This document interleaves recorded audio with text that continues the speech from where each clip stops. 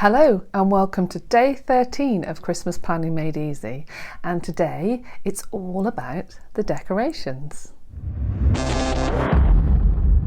Hello, I'm Jane from Practically Perfect Mums, and as you've probably gathered by now, I am not great at planning for Christmas, so I've put together these step-by-step videos to try and take a bit of the overwhelm out of the process.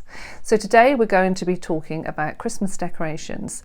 Now you may already have your Christmas decorations up, so if you do, then obviously feel free to skip this video. So what I'm going to do is go up into my loft and pull down all the Christmas decorations that we have. I kind of put them away in a fairly organised way last year, so hopefully it won't be too difficult to find the things I want.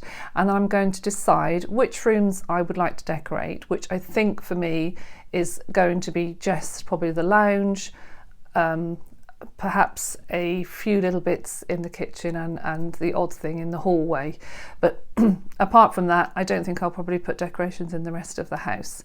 So again, I'm trying to keep it fairly simple in line with my plan for this year. I'm going to go through them and see if there's anything that I can donate while it's still early enough for somebody else to be able to use them this year.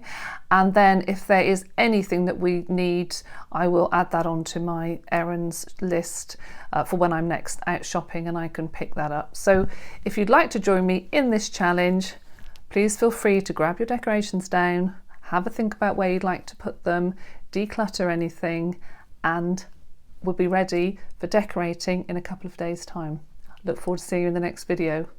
So does he. Bye.